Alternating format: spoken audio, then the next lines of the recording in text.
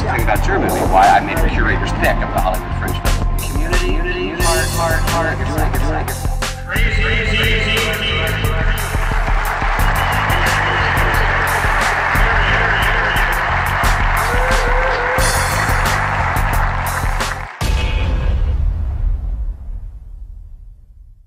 What's going on, people? This is the Film Review.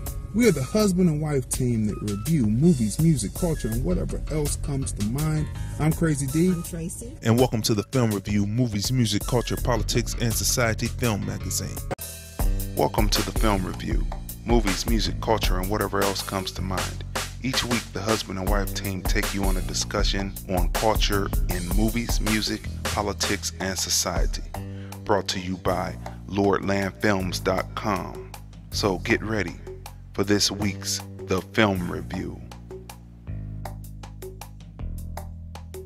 Here we go, people.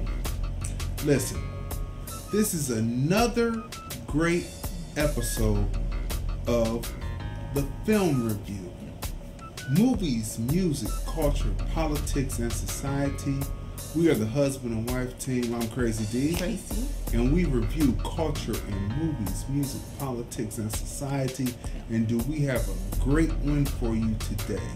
It's episode number 48 of the Film Review. And we have a great one for you. We're reviewing two documentaries, and we're reviewing two shows that are on demand, right? So the first documentary that we're going to review is The Two Killings of Sam Cooke. Yeah, on Netflix. That's right. And the second is, what's it called? Teddy Pendergrass. Yeah, Teddy on Pendergrass, Showtime. If You Don't Know Me By Now. Yeah, on Showtime. Right? And then we have Insecure, Season 3. We got a chance to catch up on that, and we're going to talk about the complexities of what it's like in Season 3. Right. And then we're going to also talk about The Deuce. Season 2. Season 2. That's Maggie Gyllenhaal's show. Yeah.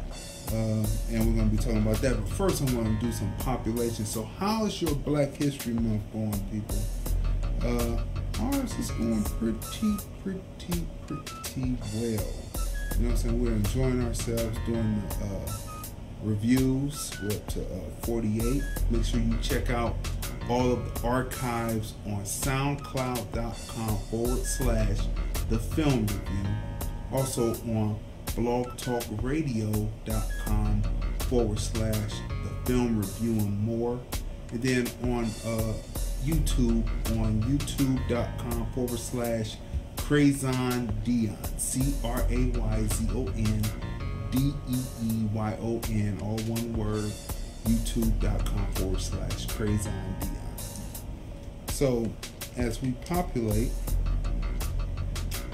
the first documentary, The Two Killings of Sam Cooke, is really, it's very informative. That's one thing. Two, it's just sad. And like what the writing is on the top of this is part 2 of Is Evil in the Eyes of the Beholder, right? Because there's a through line to different things going on as far as the struggle is concerned. And this is Black History Month.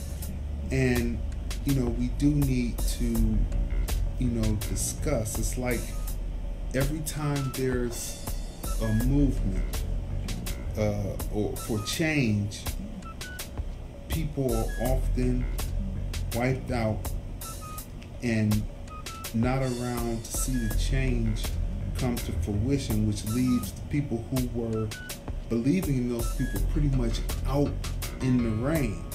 You know, like the Poor People's March that happened. It was out in the rain after Martin Luther King passed on. So often, not just figuratively, but literally, it was washed out and in the rain. It was poor organization at the time when he had passed on, right?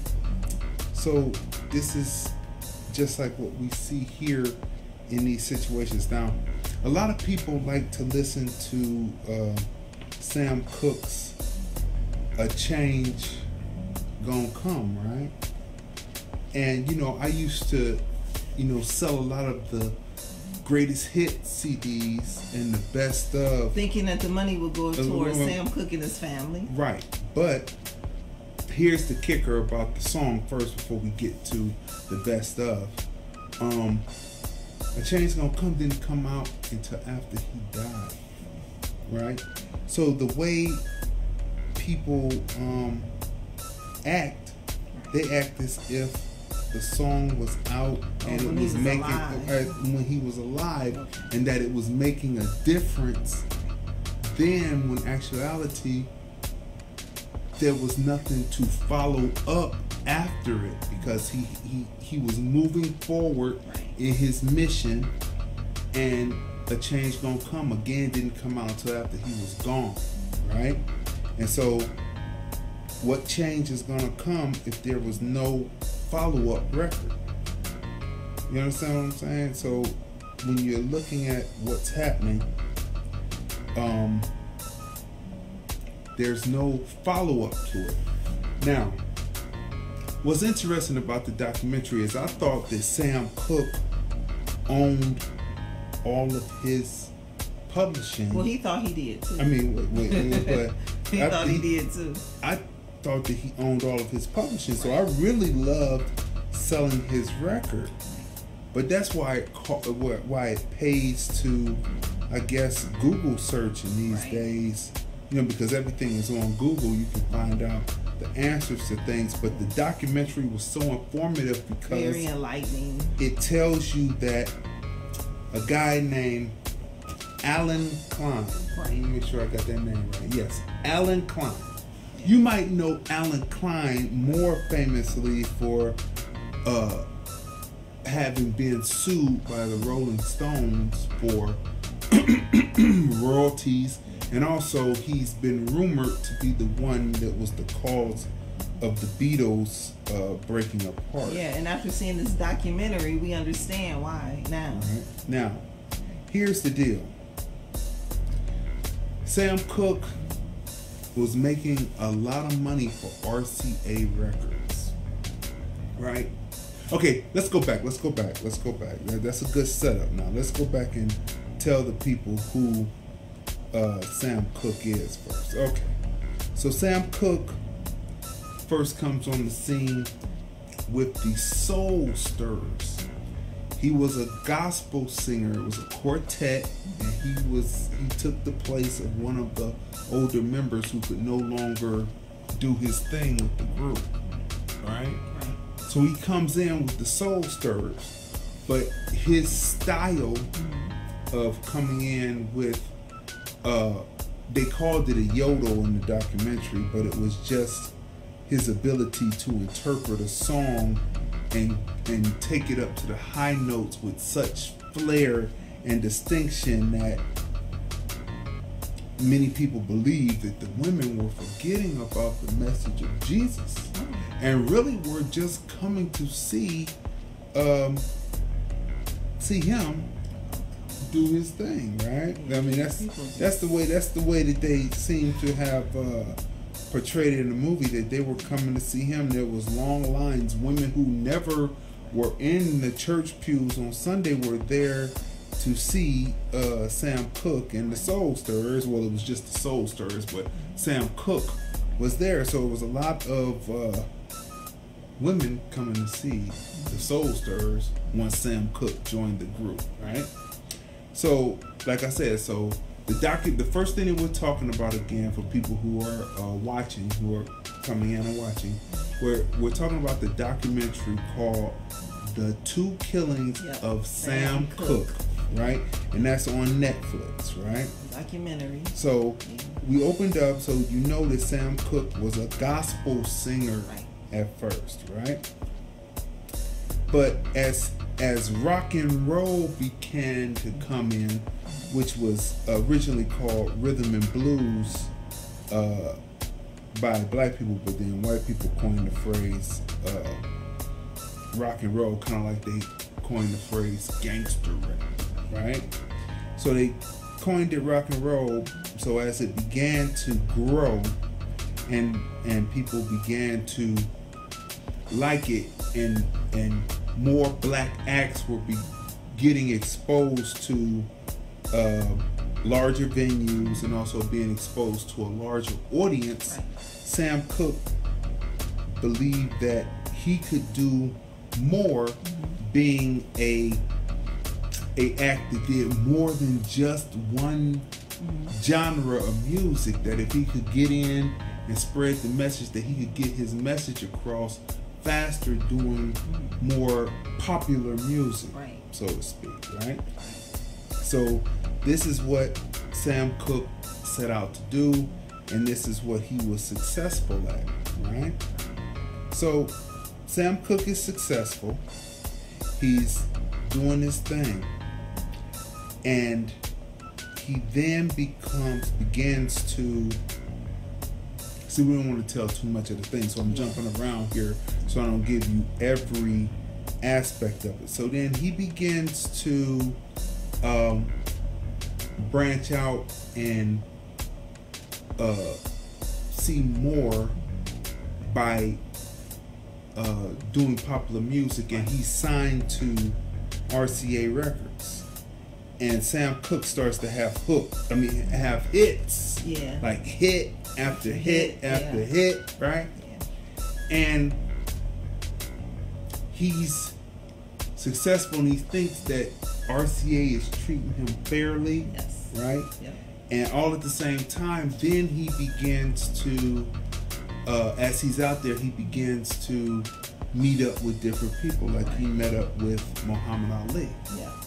Muhammad Ali, who was then Cassius Clay, was connected to the Nation of Islam through first being introduced through Malcolm X, right? So, and Jim Brown is in the mix because he's a young athlete, like Muhammad Ali in their 20s. Sam Cooke is in his late 20s. And Malcolm X is like the older statesman, and these people would get together and talk. And Sam Cooke's music then began to take a change where it was still popular music, but he was putting the message in the music, right? And at this point, the record label was getting a little jittery and saying that, well, why is he hanging around, or why are these people around him who are not necessarily kicking the line or kicking what we think he should be talking about? Because they were trying to make him like a kind of like a Nat King Cole type of guy, right? Modern Nat King Cole. Kind of like do you think right? Would be considered like a pop star? Yeah, he was doing popular music, but it was like he had crossed over. Yeah, because you know, like when Nat King Cole first came out, he was doing rhythm and blues, which would later would have the sound. Which, if you listen to music that comes from the late 30s, early 40s, going into the 50s, you hear the saxophone and you hear that rock and roll sound coming through the black music of that time. You hear that coming through, and you hear it and you can appreciate it, and so it's rock and roll. So as he begins to go through and push through and meet with these different people, he was put as a Nat King Cole, because Nat King Cole moved from R&B, rhythm and blues, which would be rock and roll, over to more of a popular, where he sung standards, where he interpreted standards because his voice was so smooth. This is what they were doing with Sam Cooke. They had him interpreting songs that were popular of the time because his voice was so smooth. But then he began as smooth and soulful, right? But they didn't want him too much to push the soul side, Right. which was more gritty, kind of like a Sitting on the Dock of the Bay. Yeah, Otis Redding, more like because in his natural form Right. of being able to sing, coming from gospel, he had that growl. Yeah. But he was more smooth Right. with the pop music. Soul stirring. Yeah, soul stirring. That's that's right. That's exactly right. So, as I keep on populating here, so these people are actually connected. So it's Malcolm X, it's Muhammad Ali, it's Jim Brown, and it's Sam Cooke, right? When Cassius Clay beats Sonny, let's see all of this. I mean, it's a real informative documentary. Yeah, really good. Good documentary. When Cassius Clay beats Sonny Liston, Right. Malcolm X, Jim Brown, and Sam Cooke were all in attendance. You know that the people who were the agents who were around were definitely upset at that. Like, what is going on here? Why are these people around? What's really good? What's going on? So that they were highly upset at this, and that this was something that was highly irregular for them to see, that these men are all around and they're all basically starting to talk and beginning to organize, right? So this is what's going on. So hi, Nikki. Hey, what's going on, Nikki Rich checking in. So this is what's going on with Sam Cooke, and then he begins to put the sounds in the music, and he says, then he comes out with the song, that's the sound of the man working on the chain gang, right? So when you listen to that rhythm, he's sending a message through the rhythm that because if you ever listen to if you get a chance to go to YouTube and look up some of the chain gangs, like when they're laying railroad track, and you listen to the sounds that the black men are making as they move the track along, or as they're on the chain gang, they're singing. It comes from the plantation, right. And the rhythms come from the plantation, and you travel further back, and the rhythms are original African rhythms. Yeah. You know what I'm saying? They come through the blood, right? So he began to do that, and they weren't too appreciative of that. At the same time, he's going through what is called the Chitlin circuit, Right. and his partner from the Soul Stirrers comes to him and hatches an idea about starting their own record label, and we're publishing, where he can start a holding company called Tracey. And Tracey is spelled Tracey, right. Limited, and he decides named after his daughter. Named after his daughter. Right. And he wants to start a holding company. But what happens is he's also introduced to this guy, Alan Klein. Alan Klein tells Sam Cooke that possibly RCA is cheating him out of quite a substantial amount of money, right? Right. So he forces an audit on RCA's books, and gets Sam Cooke not only his money, but gets him a new lucrative deal with RCA because he was talented, right? Right. So he goes in with his partner from the Soul Stirrers, and he goes in with Klein. Now Klein is supposed to just be a business partner, right? But instead, Klein somehow plays around with the paperwork while Sam Cooke isn't looking, Right. and Alan Klein becomes the owner of the Tracey Ltd, holdings company, and Sam Cooke just becomes an employee.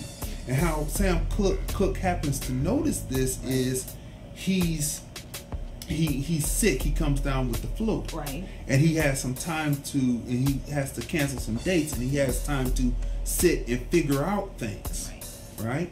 So he looks at the paperwork, and it comes across, and he says, "Wait a minute." And they show you the paperwork on the thing, and it says that he's owner and that Sam Cooke is nothing but an employee. Yeah. And his partner from the Soul Stirrers is totally out the mix altogether. And fast forward, dude dies broke. Yeah. Right? And so here's a guy Right. who comes to you and renegotiates your deal. Right? Gets you a substantial amount of money, and you put your trust in him. And then, instead of being above board and just being a partner and getting a certain percentage, he changes the paperwork where he owns all of the publishing. And Sam Cooke will only get a little percentage of it. And guess what happened? Till this day, he's gone now himself. But to this day, he has it. Now, we always tell people in the black community that if they do it to the least of us, they will do it to you. Martin Luther King said, once they finish wiping out one group, I'm paraphrasing, I'm not saying exactly, once they finish wiping out one group of people, they're coming for you. They're gonna come for you. This is what he did. Yeah. He came for the Rolling Stones. Yeah. The Rolling Stones had to sue. Right. He came for the Beatles. Right. As they say, he caused the Beatles to break up. Right. Because it was financially good for him to do so. If you got 4 different groups, Right. 4 different entities going instead of that. And then later they have to go and do what they have to do to try to get things back, right? So it's a tale in how not to be. I always tell people all the time, because this is a through line in history, and I guess evil is in the eyes of the beholder, because it doesn't matter what generation we're in. We can go way back to the 1920s, race records. What are they doing? Oh, here you go. Here's some weed and cocaine. Here's some heroin. You know, we didn't make any money off that record, but it's sold a million copies. Well, you know, we had to do the promotion and the marketing and the pressing and you know, some of the acetates. History repeating some of the acetates were defective, and so really that bill comes on you. Right. And then then one day, once we clear out all that, then you'll get some money. But right now you owe us. But Sam Cooke was a great businessman up until the point where he put all of his trust into this man, and like right from under his nose, this Klein steals his label. It's sad that we see the same things going on and repeating themselves, because people don't look at history. Now, the reason why Alan Klein or his company or whatever it is, whatever trust, would still have control of Sam Cooke's music is because Sam Cooke passed before he was able to correct the situation. Yeah, he passed away young. He passed away at 33 years old. People 33 years old. I don't know. I mean, looking at Tupac passing at 25. That's a baby. Yeah. When you get to a certain age, that's a baby. You realize that what you thought you knew, you really didn't know, right? Yeah. That's a baby. And Sam Cooke passing at 33, he was just getting ready to come into his own. He hadn't even got a chance to get to his second strand. Watch the documentary. Look, hi Tanya. Watch the documentary. Great documentary, because others in the documentary, they kind of question. They're like, okay, well, as soon as Sam Cooke learns that his company was stolen right underneath him, just as he was about to make a move, he dies. Mm-hmm. So they kind of question, you know, did someone play a part in his death? You know, so it is so informative because the record label, now think of this, people. Right. You have never heard of this before. I know you haven't, because, you know, I'm a music guy. Right. Owned a store for 15 years selling Sam Cooke music, and I never knew that Sam Cooke and Muhammad Ali did a musical album together. Right. Together. I didn't know they were such close friends. Such close friends, where Malcolm was like the elder statesman teaching. Yeah. And hi, how are you guys? Oh, we're doing good. Doing good. How you doing? Hey, Michael. Michael checking in and watching. That Malcolm X was the old elder statesman. Right. You got Jim Brown. You got Cassius Clay, which later gives away his slave master's name and takes Muhammad Ali. Right. And then you have Sam Cooke. All of them are moving and they're clicking. My team, love you guys. Oh, we love you too. So we're watching this and I'm shocked. I mean, it's like that has never been told to us. Right. But thank goodness for this documentary. Yeah. Right? Yeah. It was never told to us, and it makes you want to go research it. Then I'm sure that album is on Tidal. I'm sure Jay-Z and them have it. Yeah. I'm sure they have the Ali and Sam Cooke album. And who knew that Ali could actually hold a tune? Right. It could actually sing. And that he was holding his own with Sam Cooke, holding the melody. Yeah. Who would know that? I'm sitting up here like, I never knew that. And no one ever told that. I guess as people began to wipe away, because they went through and they started talking about the people who wiped away. Right. You had Medgar Evers. Right. Then Sam Cooke. Then I got the list right here. They went through. They said Medgar Evers, Sam Cooke, Malcolm X, Martin later, and Langston Hughes. When Langston Hughes passed, he wasn't taken out by the state, as they said. He died of natural causes, but that was a voice from the Harlem Renaissance that was pushing a signal that people were listening to.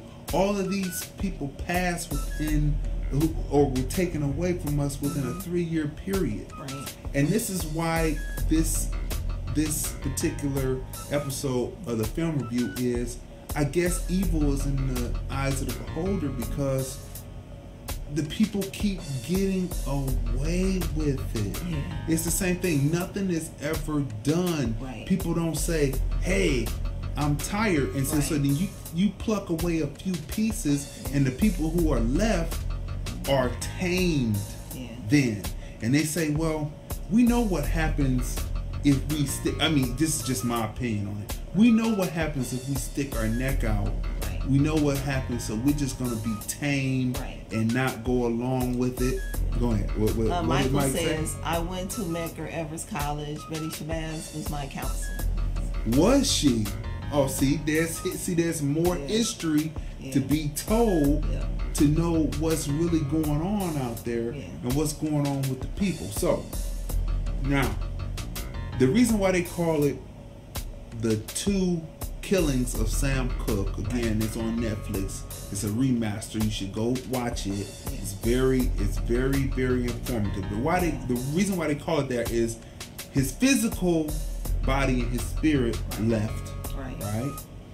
But they also tried to destroy his legacy so that you wouldn't remember that he was with Malcolm, Malcolm, Ali, Jim Brown, and him were making a nucleus, right? Because in the documentary, the woman in the documentary, check it out, Sam Cooke's documentary.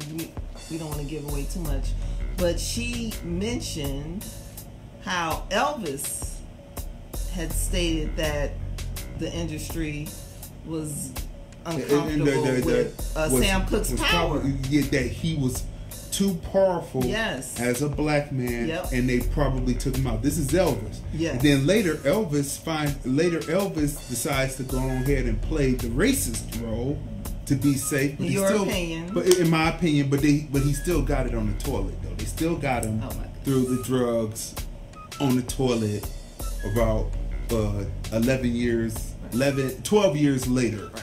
Right? So you start to look at this and you say, I mean, what is this? Michael said Elvis stole from Otis Blackwell. Yes, he did. I mean, he stole a lot of things, right? Yeah. But at least in the early days, he was willing to admit where he got it from. Right? But there's no excusing him for his racist behavior. We're not going to excuse Elvis for, in my opinion, his racist behavior. You know what I'm saying? That new documentary they put out on him last year, boy, they sure did clean everything. Boy, they cleaned up everything. You wouldn't even known that it was like it was, but it was. Now, everyone knows, you're going to watch the documentary, we're not going to give you everything, but everyone knows that Sam Cooke died, or for people who don't know, Sam Cooke died under mysterious circumstances. And we have to talk about this because if I'm your friend and you've had a little too much to drink. Hey, what's going on? And you've had too much to drink. Thank you for the love, Nikki. We love you too. And you've had too much to drink. I'm not going to leave you at the bar with a nondescript woman. You know, I'm not going to leave you at the bar. We're supposed to be kicking together, and you, maybe a few hours before we had dinner.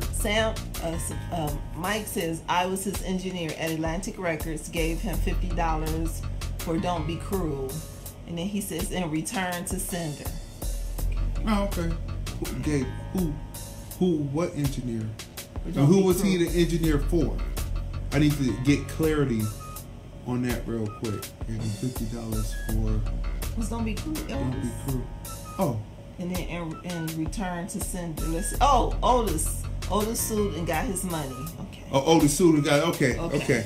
All right. So, I'm clarity now. I got it. Okay. Otis Blackwell. Okay. Got you. Okay. I was like, okay. This is history and Black History Month. Black history. Our story. Yeah. Right? Okay, so listen. Just before that, maybe a few hours before when they were having dinner, or before they had dinner. Oh, okay. Oh, yeah. Otis Blackwell sued Elvis. Oh, okay. He pulls out a wad of money. Now, the wife of... Now, this engineer the engineer said that him and Sam Cooke were like brothers. It was like he came in, they just clicked, he engineered his sessions, right? They were like brothers. Your brother pulls out a wad of cash. They said it was like $5,000. She said it was like a fist full of money, fist-sized money, like $5,000. And you tell him, don't flash that around. And then he was like, Sam Cooke felt, because he was Sam Cooke and so beloved, that there would be no one who would want to try to hurt him. Right? Yeah. So he's doing this, and you know that he did that, and you know that people had to be watching. So you leave him at a bar, a woman comes up, and you leave him at the bar. It's an Asian woman, right? Next thing you know, he's found dead at the Hacienda Hotel. The hotel clerk shoots him dead. He's found naked in his hotel room, shot dead, right? He's missing $5,000, and then you want to try to wonder, and then there's rumors that go around. Some that say that the woman who was the hotel clerk was actually a female pimpstress, and that was her, and the woman who took him back to the hotel room was an Asian, nondescript Asian woman, was a prostitute. Right. And then the documentary fills in a lot of blanks because there are many other characters that are mentioned in the documentary that we won't mention. Right. Because it's just so much information and it was just shocking. Great documentary. But well just done. before he's about to take care of his paperwork, he's dead. Now beforehand, because he started his record label and he was treating the acts fairly, different people were coming to visit him. You know, different mob type figures were coming to visit him and say, maybe you should just stick to doing records, my man, and leave the record production and replication and duplication, all that to people who would know better. And it's funny because the people who were there tell you straight up what Sam Cooke was thinking. You know, there's a persona that you put out front. There's no, and Sam Cooke was like, forget y'all. I'm doing what I want to do. You know what I'm saying? We are free. It's time for us to have our own. And this is our music, and we should have control of it. And every time we do that. Okay, let's see. Michael says engineers were very involved with artists during that time. Jewish control of the industry has been a problem. Right? And that's what they show. And this next documentary that we're going to talk about concerning Teddy Pendergrass, pretty much the same thing. Excellent documentary. Everything is anything, but so they told him they should stop. So the police in California did not. Michael said, "Oh yeah, they still have not buried James Brown." Say no, that's right, and they're getting ready to come together. We're going to talk about that too. Listen. So that's good because we were going to segue into that too. But listen, the police in that, Watts and all that. They were like, who is this Sam Cooke? It's just another N-word dead, right? And so they never really investigated. He says there are allegations, the murder. James Brown. Right. Just saw that. It's crazy. It's crazy, right? Now, James Brown. Speaking of James Brown, right? Poisoning. Right. James Brown has been dead for 13 years, and his body is not in the ground. He's been dead since 2006, and he's not in the ground, right? Because before you can put a person in the ground, the estate has to be taken care of. That means that because James Brown owned a lot of his holdings, right? There was no will, they say. Kind of like they said there was no will for Prince, supposedly. But, somehow it was all ironed out. He was the ultimate businessman. Ultimate businessman. And he doesn't have a will. I don't believe that. So you keep seeing these things happen over again. You see Sam Cooke. You see Tupac. Michael Campbell says this is all about royalties and control of publishing and copyright. That's right. So you see Sam Cooke. You see Prince, you see Michael Jackson, you see Tupac, you see all these people now. Chris Brown just got his royalties back. Control. Ice Cube just got control of his royalties, right? It's funny how as soon as Chris Brown get his control of his royalty, all of a sudden there's a rape allegation, and then luckily, someone, the woman who accused him, her friend, which was around, said, hey, no, that's not true. And so the woman, thank God, had to, either provide proof, or Chris was going to sue, and she backed back. So her girl that was with her that night said, no, that's not true. So, trying to set him up. So I mean, it's really a weird thing, right? And so, watch the documentary on Sam Cooke. That's all we're going to give you. So what would you rate it? But we touched that point. I would rate it a 10, and I'm going to tell you why. Well put together.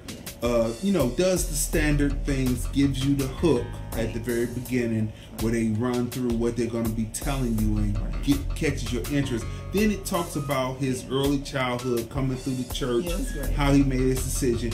But then it gives you information that you do not know. I am guaranteed that people, when they watch this documentary, you will say, I did not know that. And as much as we're giving you some details, it goes in more detail on what we're telling you. Like, to know that it was basically the 4 horsemen making possibly able to make a change. Yeah. Right? Michael says you have to keep your circle tight in this industry. Exactly. And exactly. That's true. Because we said after seeing Sam Cooke's documentary, we said had some of his friends who had been with him like for years, who you could tell loved him, that night they weren't around. So he had other so-called new friends who were around the night he died. And it was sad. So had that tight-knit group had been around that night, I believe the outcome would have been different. Yeah, it would have been way different. Yeah, because the people who were with him didn't give a damn. They were like fake industry people who had just come into his life. Our opinion, that's the way it is. Opinion. Because, the dude said that he was like a brother to him. He was his engineer. He was like a brother. Yeah. And I'm like... So much of a brother that you left this man with drunk with a strange woman and you walk off and leave him. No, that's not a brother. His crew that he had been with all the time and who he was still friends with and was around, but just that night, conveniently, they weren't around. So, it's sad, man. Yeah. It's sad. Yeah. It's sad business. So look, I would give it a 10. Okay, go ahead. It was informative. It's really, really, really worth seeing. You'll learn a lot and hopefully take something away from it. And because the history, it just has to stop repeating itself. These different artists, whether you're in the music business, whether you're in, I don't know, if you're in science, or whether you're in whatever, any industry, you just have to keep your like Michael said, keep your circle tight and keep your paperwork right. And I remember when Oprah Winfrey, she said on her show, Bill Cosby gave her advice. He said, keep an eye on your money, correct? Mm-hmm. And then he said, and have other people have an accountant keeping an eye on your accountant, and another accountant watching that accountant, and an attorney looking over everything, and another attorney looking over that everything. So it's just like Sam Cooke really put a lot of trust in this guy because he had got him. Yeah, he had got him a large settlement and had figured out that they were taking him for his money. I gave Black Ice Chronicles a 10. Oh, thank you. No, thank you. Yeah. All right. Yeah, he said I give Black Ice Chronicles a 10. Hey, Franklin G, watching in, see you chiming in. So listen. Yeah. So we just finished talking about the 2 killings of Sam Cooke, which is showing on Netflix. Great documentary. The next documentary for Black History Month, on the music end, is talking about Teddy Pendergrass. If you don't know me by now. Yeah, great documentary. Great documentary. Yeah, well done. Well done. So look.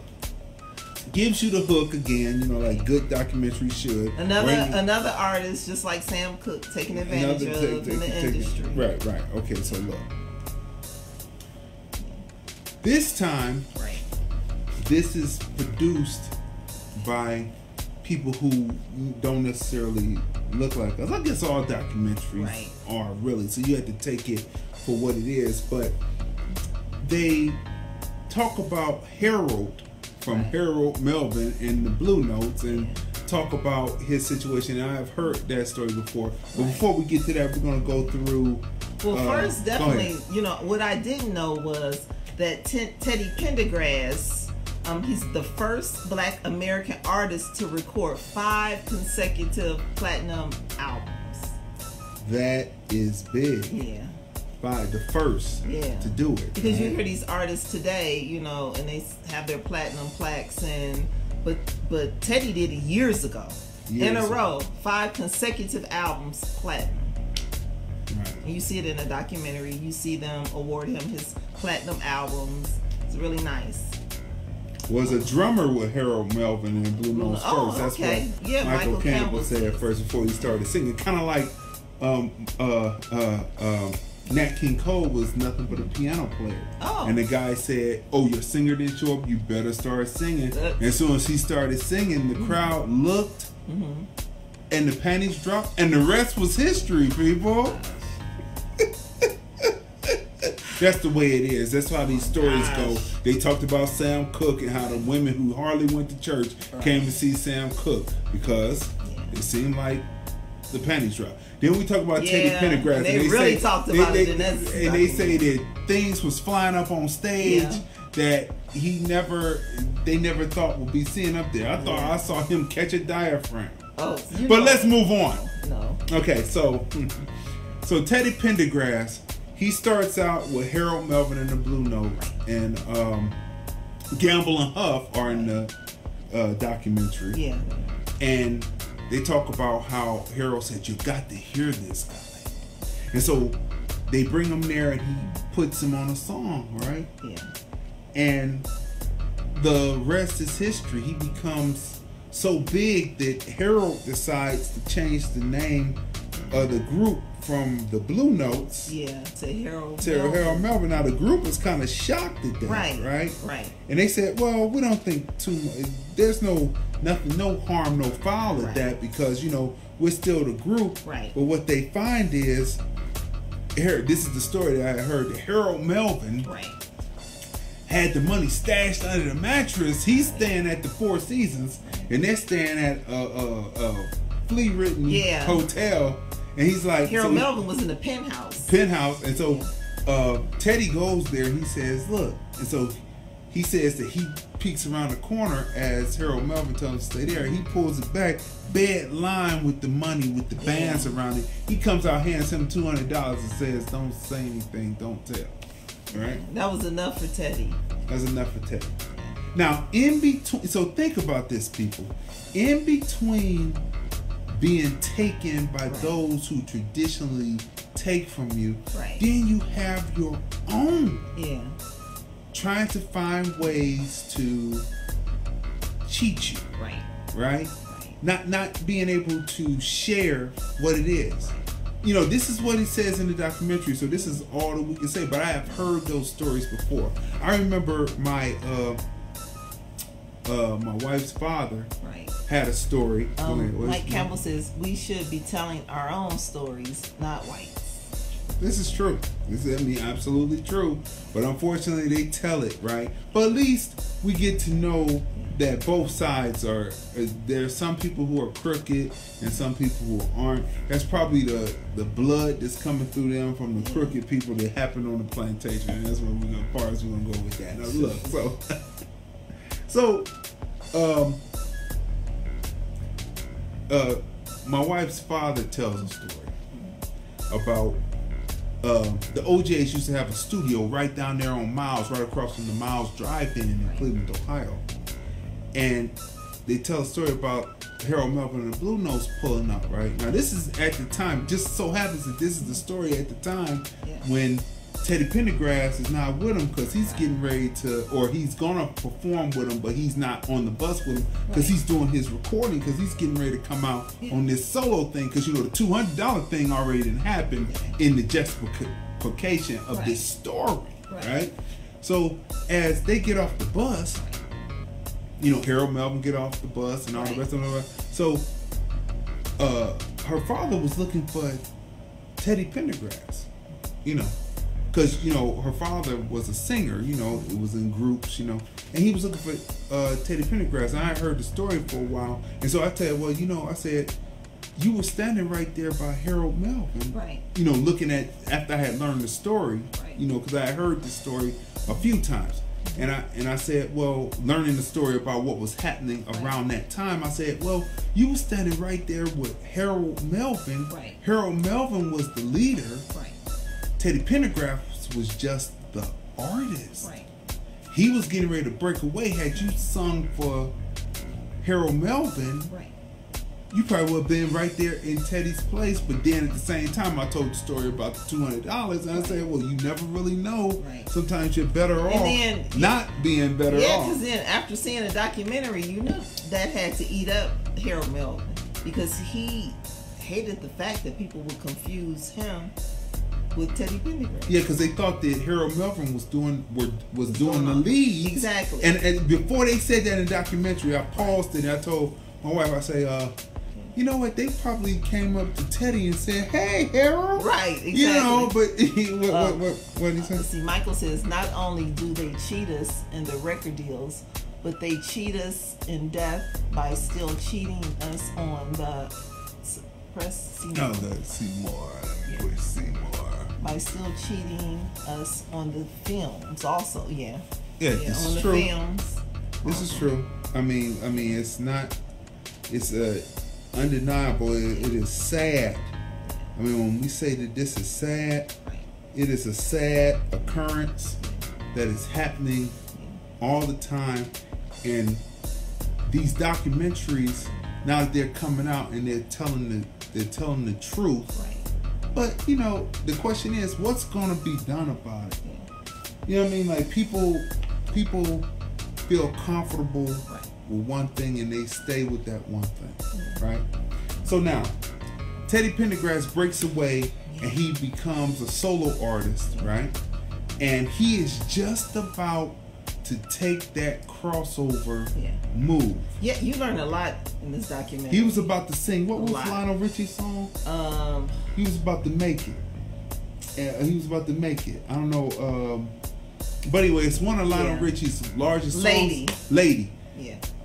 If he had sung that song, Lionel Richie wouldn't have a song to sing. Because they have a live recording on the documentary where he did it live in London, where his keyboard player had arranged it, right? And they were going to get back to record it, but the accident happened and everything came to a halt. And when you see this documentary, you will learn so much.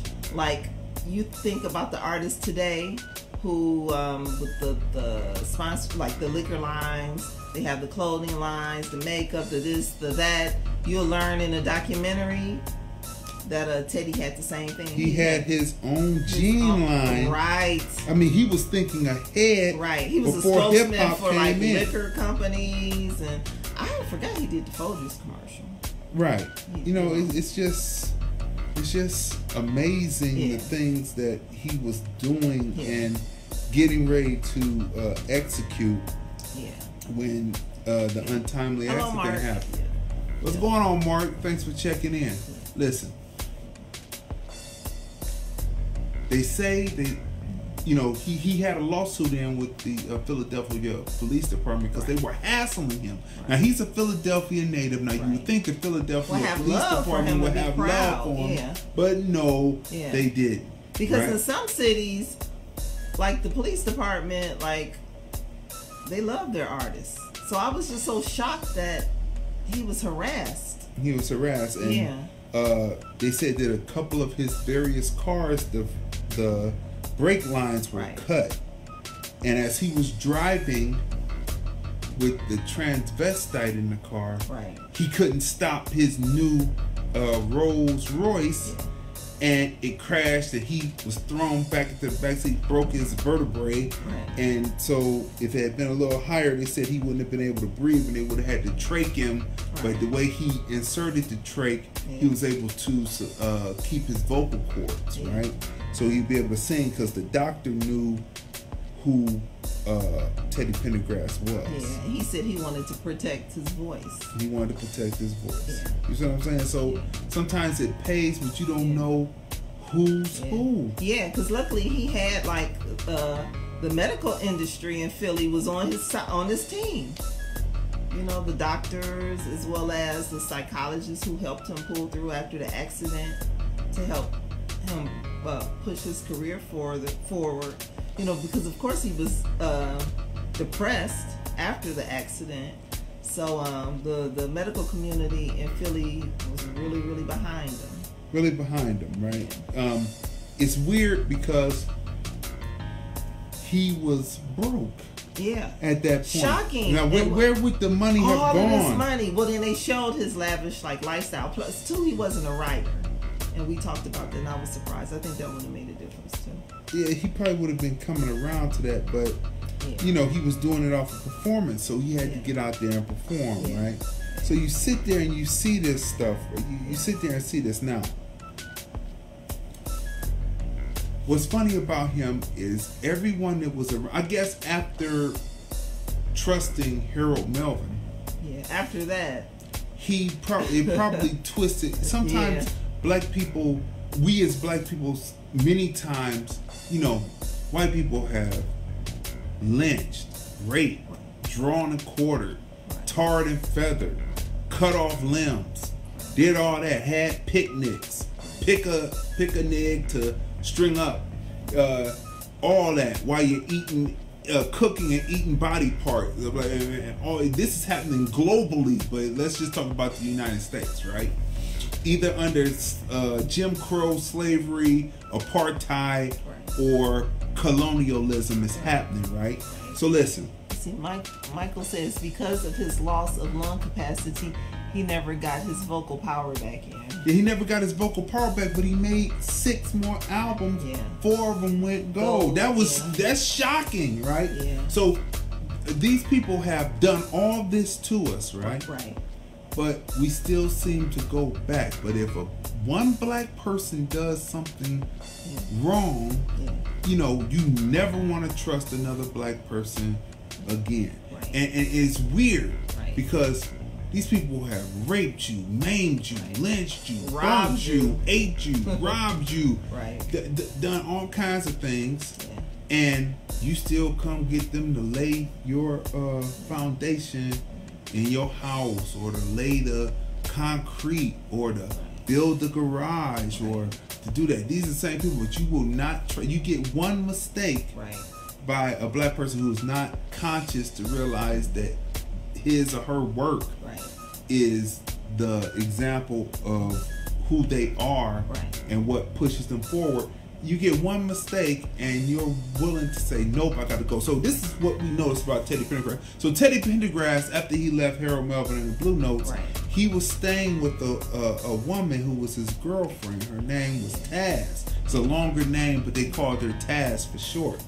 And there's some gangsterism that takes place, and that's what we're going to do. We want you to see that. We're going to start right there. There's some gangsterism that takes place, but however, after Tess, he finds another hey Sabrina, see you chiming in. Thanks for chiming in.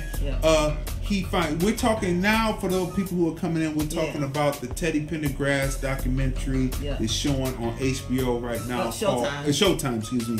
It's called If You Don't Know Me By Now. Excellent documentary.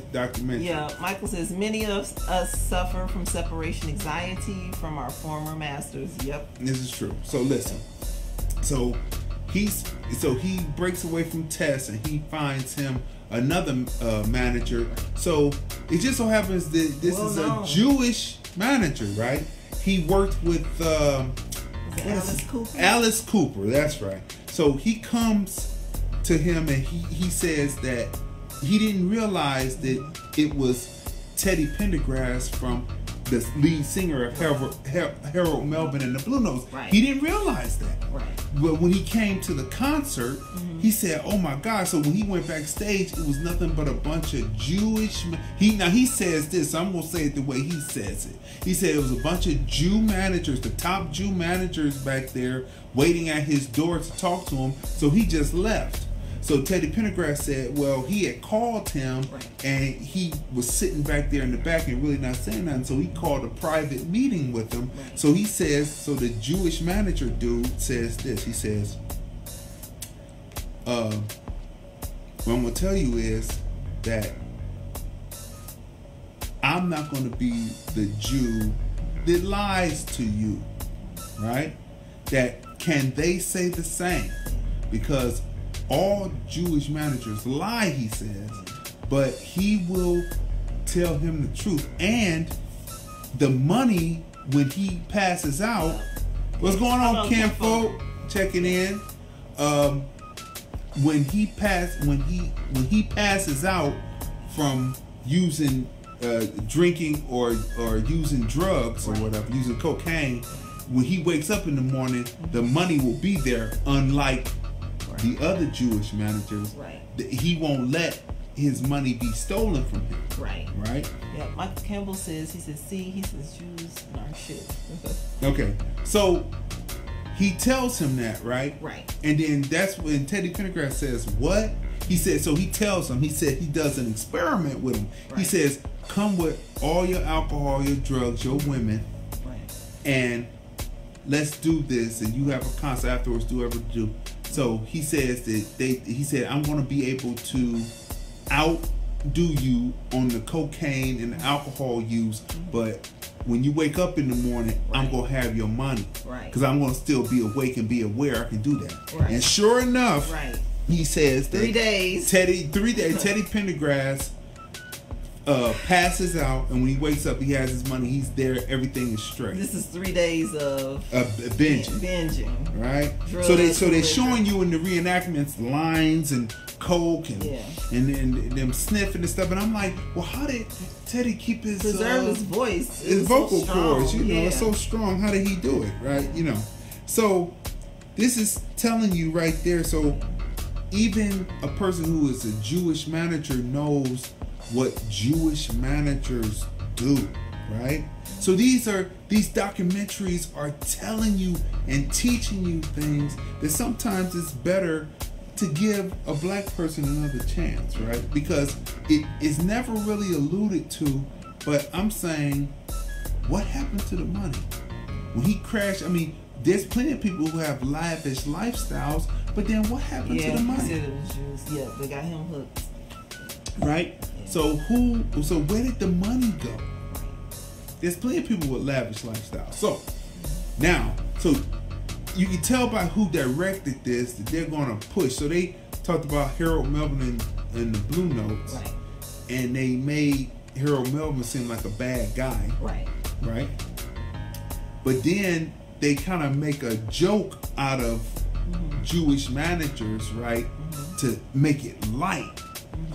Then they come to, he's taking Teddy to the he's just newly his manager, and they go on the chicken circuit, not the chitlin circuit.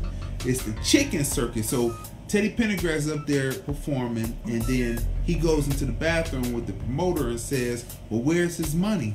He said, well, and it's a black promoter, and he says, well, we'll get him his money. Yeah, we'll mail it to him. Yeah, we'll mail it. He said, well, mail it to him. He said, do you have like a check right now? I said, no, we don't have a check. He said, well, he's up there performing. He needs his money. So he said the dude took off a big ring and said, here, give him this ring and tell him we'll have his money. And he went back to Teddy back in the room, and he says, what the hell is going on here with this? And then Teddy had to explain to him that it was the chicken circuit, and that sometimes this happens. So he said, well, forget that. We're going to have you deal with white promoters only, and you're going to get paid at the end of the night. And Teddy Pendergrass looked at him and said, okay, I'm willing to take the ride with you. But he also told his people that though he dealt with what he dealt with, that he is always grounded with his people. So he had a great rapport with his people, because the concerts were for him, but his concerts then began to become a mixed audience. Michael says Harold treated the members of the group like he was a Jewish manager.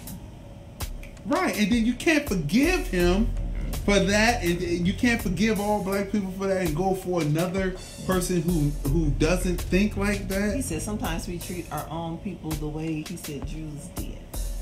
Right, you know what I mean? And this is Michael Campbell is in the industry. He has Bop TV from out of Atlanta, #1 independent streaming black service, and he was also in the music industry, producing, engineering. He's the first one I actually saw the board that Dr. Dre we went over to his studio here in Las Vegas when he was in Las Vegas, and I saw the board that Dr. Dre talked about. I was quite impressed. I was like, wow, he's got this board right here in his studio. So yes, so Michael would know what he's talking about as he's chiming in on our conversation. So we'll say that. So BopTV, BopTV.com, make sure you check that out. Okay. So, and plus, you know, the Black Ice Chronicles, Live TV, Live channel is on there, so you can go there and watch us there too. We're building and bringing new content all the time. We also with Firefox. And on Roku. Well, it's on Roku. Yeah. It's on Firefox. Yeah. It's on iOS. All systems like that. So any place where you can see digital, you can find Bop TV. Yep, pick up a digital television. That's right. Now mostly it seems like everybody has a digital television now. Yeah. So that was a quick ad, shameless plug. Okay. So look, so it's funny how we can not forget, but we keep going back and we keep going back for punishment. My question is, where was the money? Right. Where did the money go? Where he would be broke, where it was only he had to perform. He just had come back from London. Fire Stick. I said Firefox. And Fire Stick. I should know Fire Stick because my niece loves Fire Stick. Right. So, he just came back from London in February, performing, getting ready to do the crossover thing, getting ready to do it, and he comes back and he gets crashed up in March. And in April, when they starting to put him back together, he finds out he's broke. I mean, I don't. But they pulled together his management, correct? Yeah. Pulled, funding. Yeah, well, he did try to. His manager was there till the end. He did. He performed. He was also on with MTV Live Aid. That's right. He came back once. He came back. Ashford and Simpson. Yeah. You know, Ashford and Simpson. I never got to meet. Yeah. Well, I never got to meet them as a group or whatever. But they just seemed to me to be genuine good people. It just their aura and who they were. They just seemed solid as a rock. Yeah. I mean, they just really did. Solid. Yeah. You know what I mean? They really did. Yeah. So, see the documentary. Yeah. That is Teddy Pendergrass, If You Don't Know Me By Now. Yeah. Let's see. Michael says, the Jews take money and they pull vices, drugs, etc. Vices, drugs, etc. Yeah. Like... This documentary was informative. It's very informative, also. I mean, I learned a lot about Teddy Pendergrass. Yeah. You go back to Lady Day, right? And how she gets hooked on drugs on the coke, drugs. And then they showed the guy. I mean, who and then the same type of people then takes her cabaret license away. Yeah. It's just one big vicious game to keep you underneath. Yeah. This is what you learn. Yeah. You know what I mean? This is what you learn in this game, and we have to learn to stick. It may feel hard to stick because we think it's better on the lifestyles of the rich and famous. Right. But when you find out, when you get there, it's like that show, Almost White Famous. Right.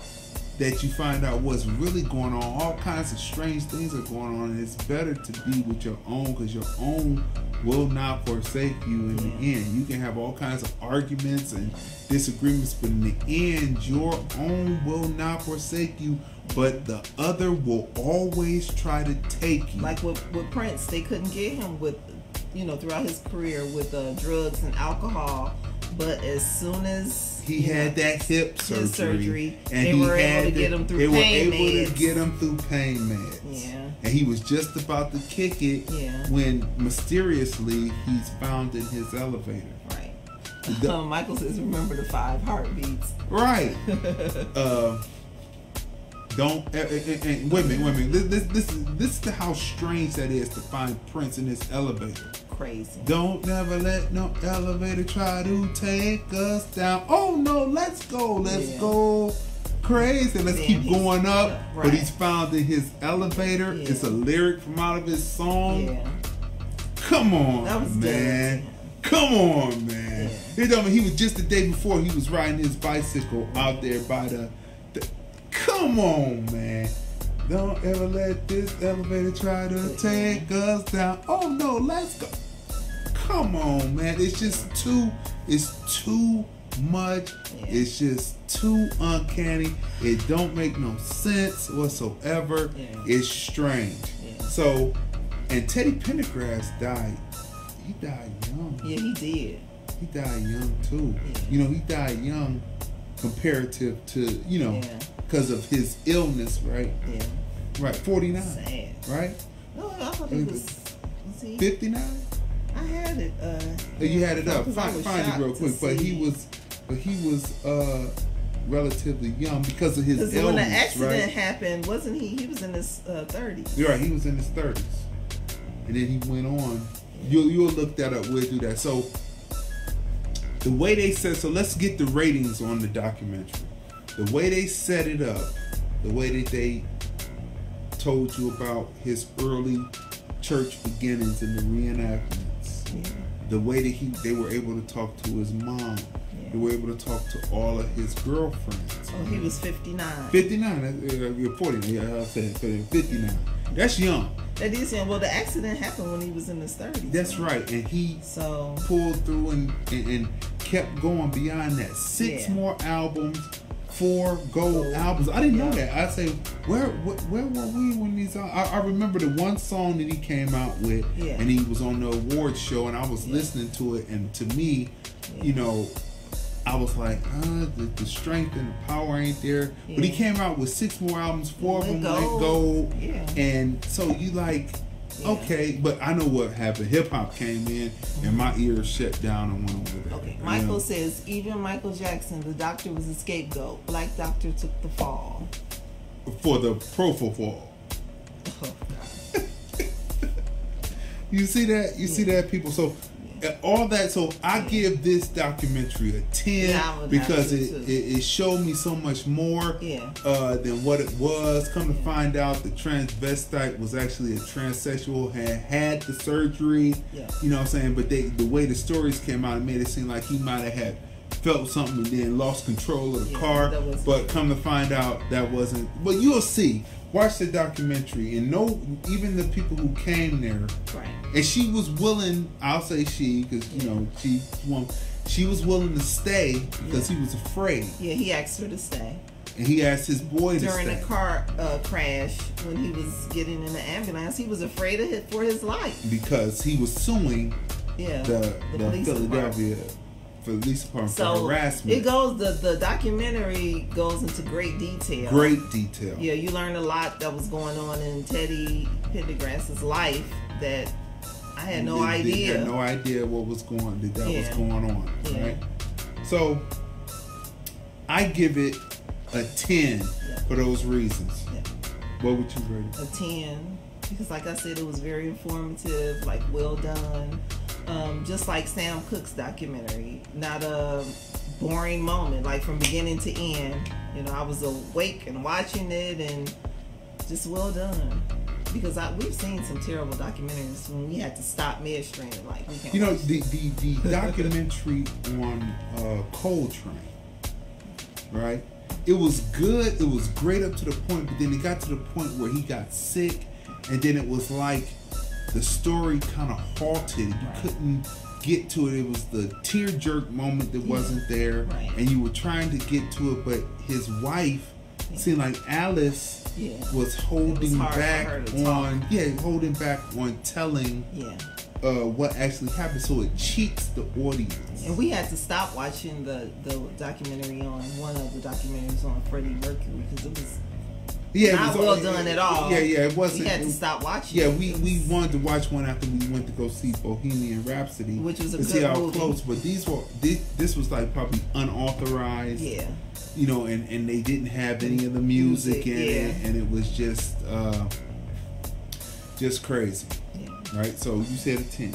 Yep, definitely a 10. So now, you know, on CNN, they're going to be having the James Brown documentary on saying that James Brown may have been murdered and not poisoning. And not actually dying of natural causes, because from the trailer they show you, they say the doctor says that, well, James Brown was getting better, whatever the ailment was. They're gonna probably tell you in the documentary he was getting better, setting up, get ready to go back on the road, and then that Sunday he just falls back and passes on and dies. And then there's a woman who sings in the circus that said that his last wife was killed, was a murder for hire. That was who knows? So, I mean, so you'll see the documentary. So that's what they tell you. But James Brown is still not in the ground, which is disappointing. Which really tells you people have a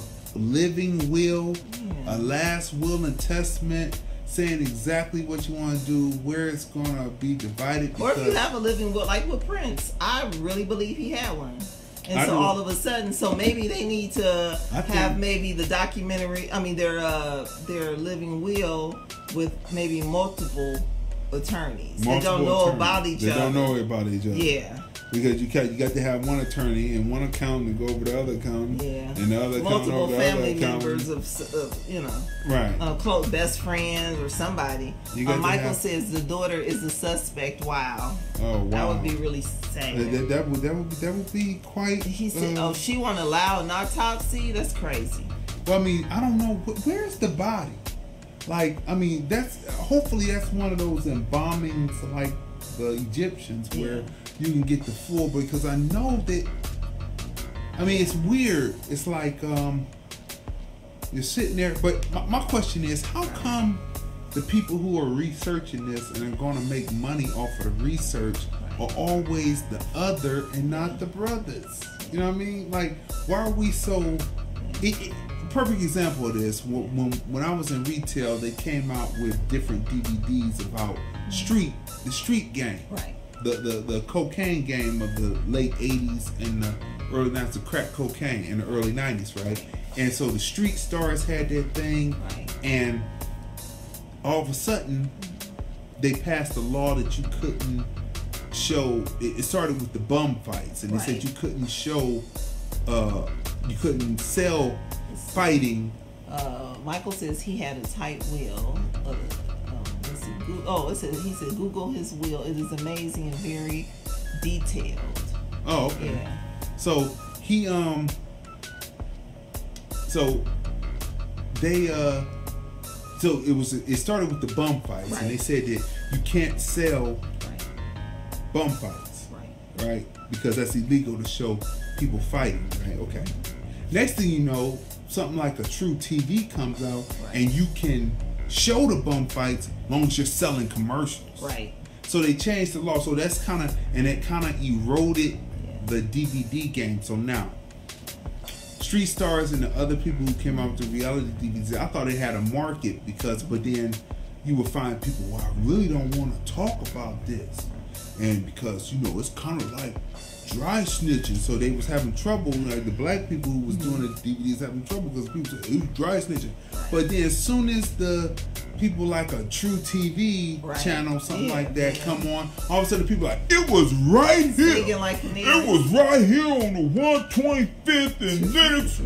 It was right here. We used to stand right here. I said, you are really dry snitching because you telling it all.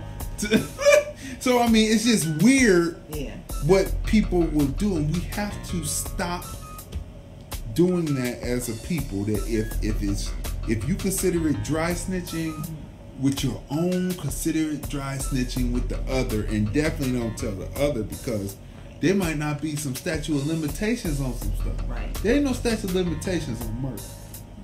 Right?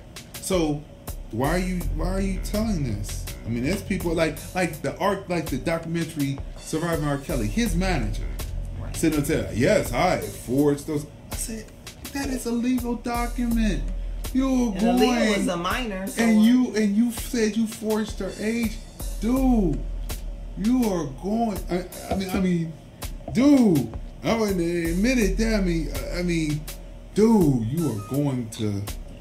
You gonna see prison. I just over something like that, you just keep that to yourself to the grave if you did something like that, so foolish like that. So So that's coming up. We're gonna be reviewing that when it comes on. But my question always is, why is it the other talking about it and documenting it, and we don't get no rhythm on being able to tell that story? We go approach people say, I don't want to talk.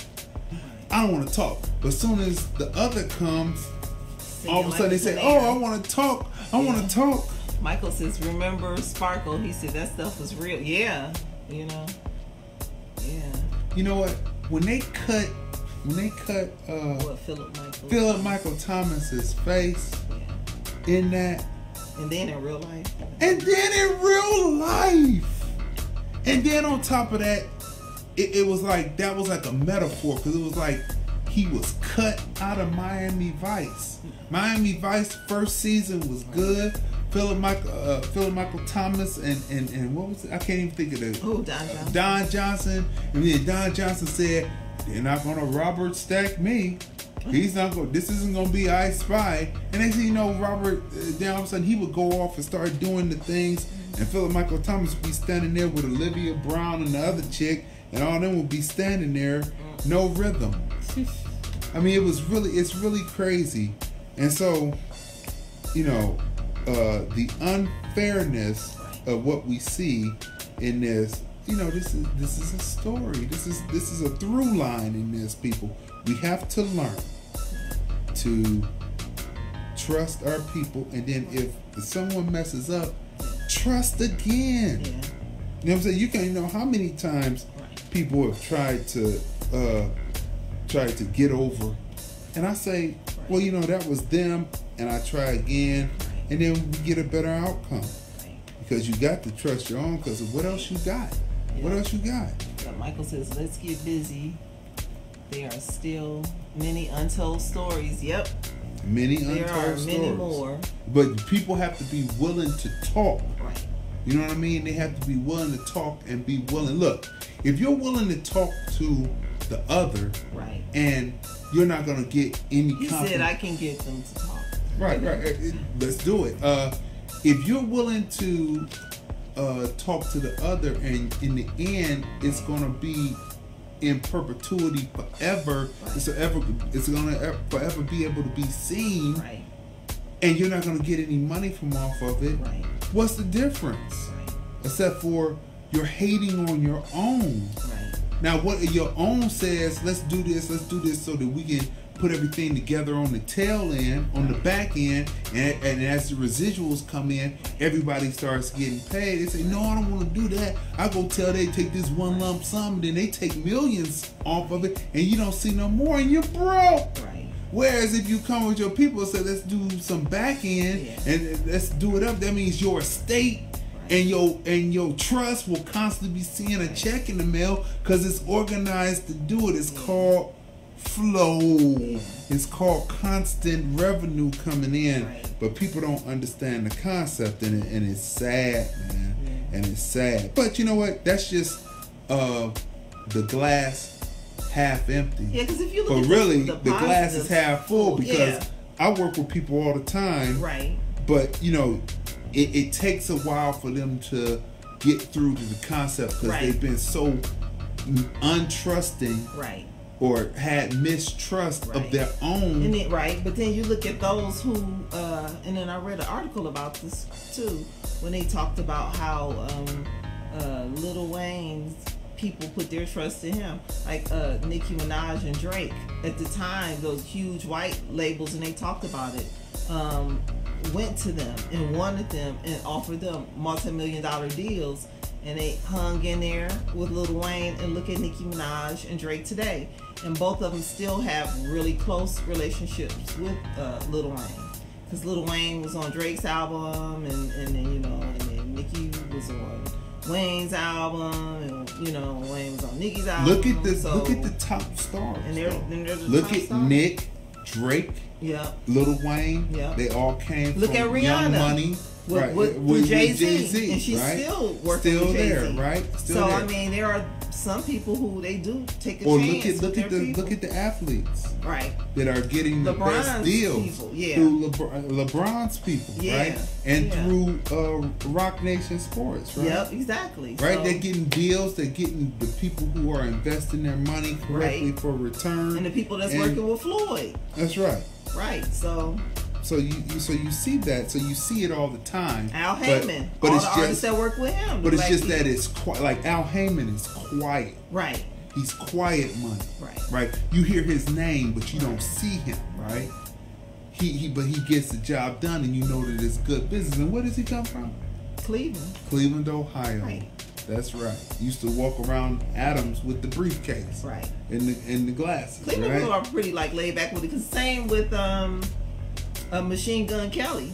He does his stuff, but people don't know. Many people don't know that he was in Bird Box.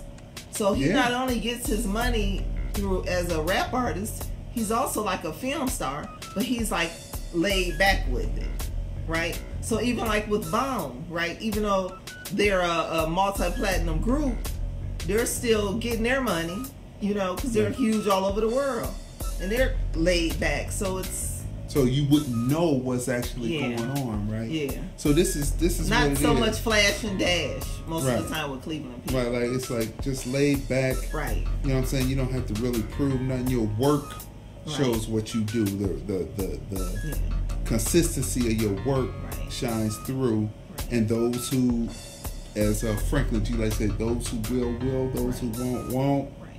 You know what I'm saying? But we hope that in the future that people will come on and really understand what's going on. What Michael said there? Michael says they are taking away black male images. Yeah, they definitely are. He says there is a lot of, gay things going on in the industry. Secret society stuff. They are taking away, the black male image. See it in commercials today. Right? So... it's crazy. We talked about that though. Yeah. You know what I mean? We talked about that. It's a sad occurrence where people have to come out of it. They have to come out of it. They have to see what's going on. Right. And then they have to come out of it. They have to say that the things where they are showing you this is just this whole fad. Look at Kevin Hart. Forgot on. about him. And then in Ice Cube, they got on. And so what do? They put out films and they put on other black comedians and actors and actresses and giving them a platform. So there are many people. And people Nick Cannon, right? With his whole Wild and Out crew and his films.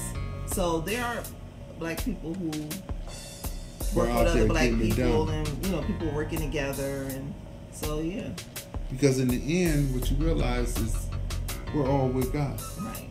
So we'll be looking forward to the James Brown documentary coming up. I just have the question, like, why the other every time? Even dude that got hit on the bridge in Selma. Representative John Lewis, right? His comic book. His comic book is written and distributed by the other. And there are so many young black comic book creators. They have the Black Comic-Con. That's right. So there's so many. And he could have it going through them. Yeah. But, so.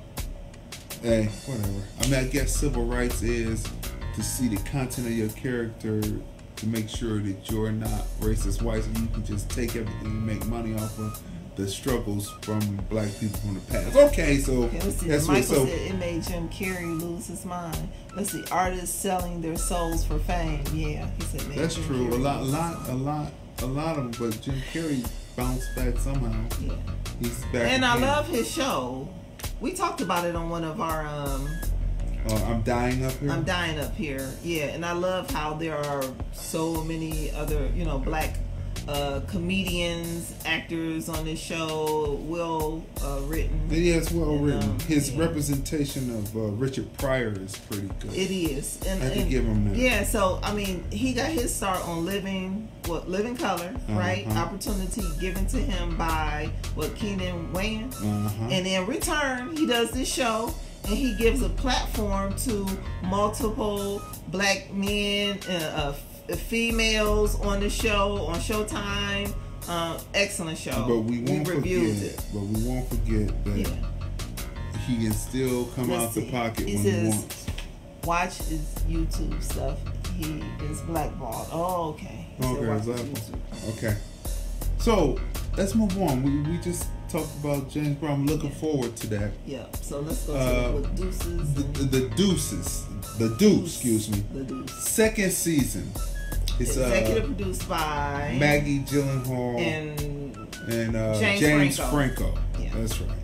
So for those who haven't seen season 1, the Deuce is the host role basically, and it's about pimps and their hoes. That's what the Deuce is about, and it's made by it's starring Maggie Gyllenhaal as a prostitute.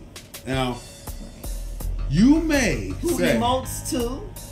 You may say, who emotes too. She becomes a boss. Wait.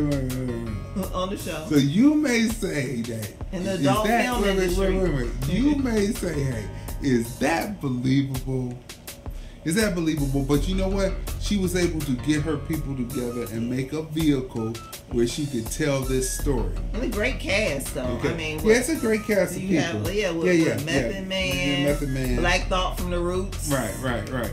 But so the first season sets up and it introduces you to all of the different characters, the different pimps, the different hoes, and it introduces you to the good crime fighting police that some are on the take and others are trying to be above board.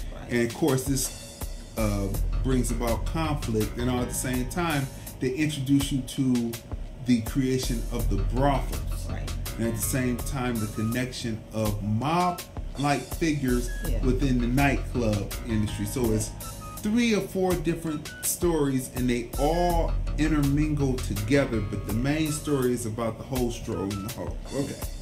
So what you find, and it also introduces how the sex industry blended over into the porn industry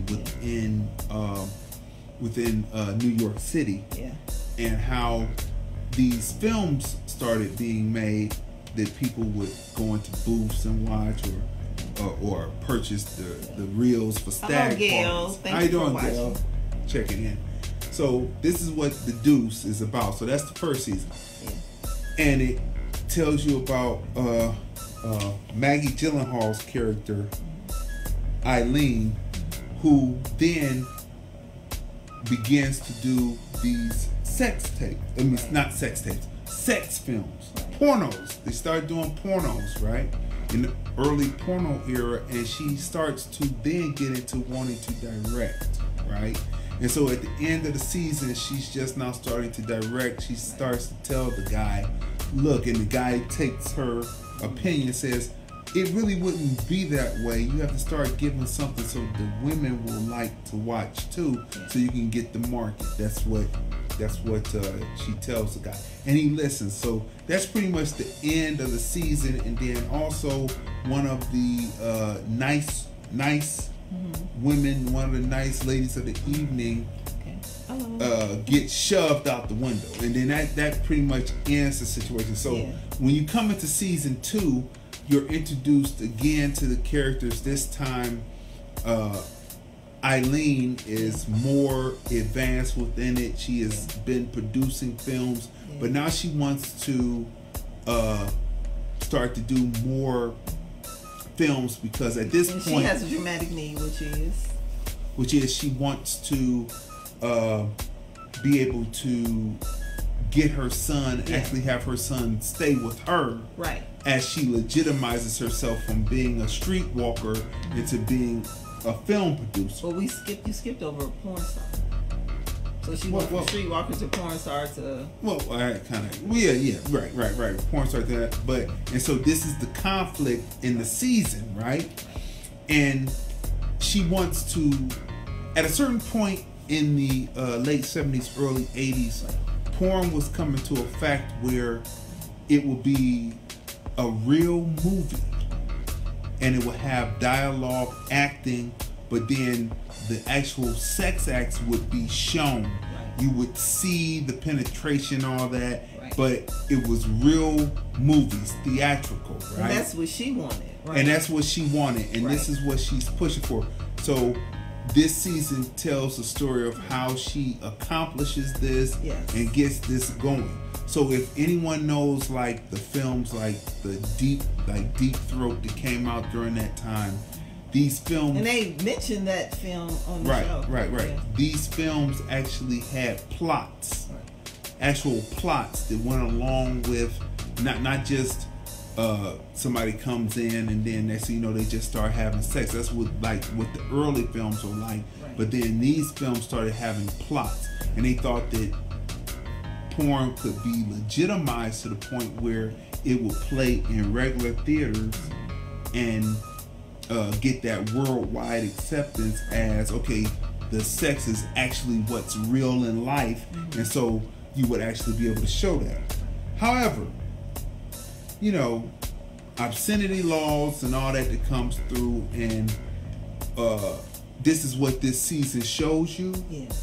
And so that kind of didn't make its successful way in as people know history. Right. But as you know, as you watch films today, many elements of porn, of what they call soft porn, where it looks like the people are actually having sex, are more integrated into the movies. Right. More today than ever. So it's starting to begin to make its way back in, because porn, though a third rail, right. In the situation of things, right. Ever since Snoop came out with his film that made Doggy Style, that made black porn up there, right. Where then it was seen to be lucrative. Now it has changed the dynamic, and right. Things are changing where films, where regular films are now using elements of pornography, more like soft porn. Happy birthday again. So this is what the Deuce right. is about this season, and it tells right. a story, and you see the demise, the mental demise of some of the pimps, right. some of the elevation of the ladies of the evening, right. as they start to advance and go through the porno. Oh, we love you too. Go through the porno ranks and getting recognized and winning awards and things. Right. So this is what you see, and then season 3 probably will talk about the demise right. of the sex trade right. on in New York, where they changed it over to family friendly. Right. Kind of like they changed Las Vegas over to family friendly. Right. So the Deuce, definitely season 2 is worth watching. If you haven't seen season 1, there's great acting chops in there. Yeah, multiple black actors and actresses and because Method Man's acting chops are tight in season 1, and he's introduced probably in like the third, reintroduced again in the third episode, and you see that after what happens to one of his women, he's kind of become a heroin addict. Yeah. And he's starting to diminish, and you're starting to see the diminishing of the black pimp in it. So that's what you see. James Franco plays 2 different characters. He plays twins in the film, so he does real well. And then Gary Carr, he plays Cece. Cece is one of the the breakout star on the show. I would say so. He is one of the straightforward pimps. He's telling you, he tells the women exactly the way it is and the way it's going to be. Season 1, season 2, he's the same. I would say that he is a fan favorite. He is, and then the acting, his acting is superb. Like, you see it all in his eyes.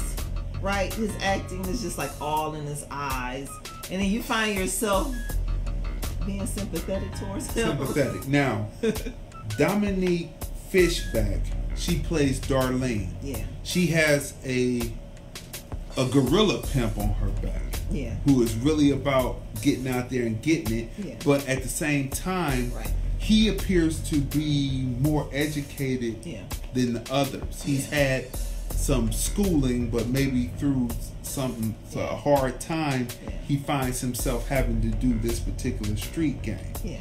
And he respects her ability to read.